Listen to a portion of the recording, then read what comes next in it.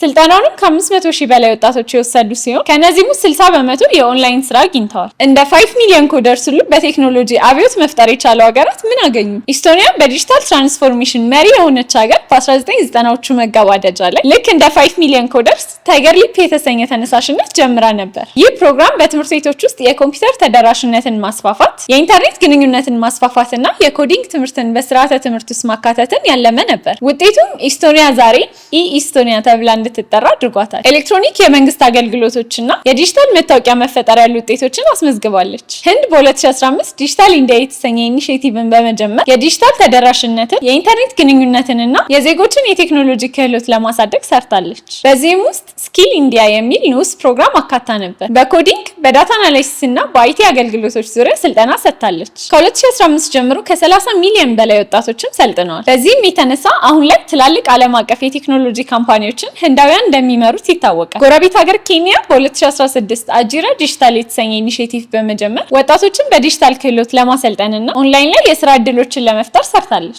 ስልጠናውንም ከ500 ሺህ በላይ ወጣቶች የወሰዱ ሲሆን ከነዚህም 60% የኦንላይን ስራ አግኝተዋል። ስራን መፍጠርና በቴክኖሎጂ ሀገርን ማሳደግን ግቡ ያደረገውን የ5 ሚሊዮን ኮደርስ ኢኒሼቲቭን አሁኑን ይመዝገቡና ይሰልጥኑ።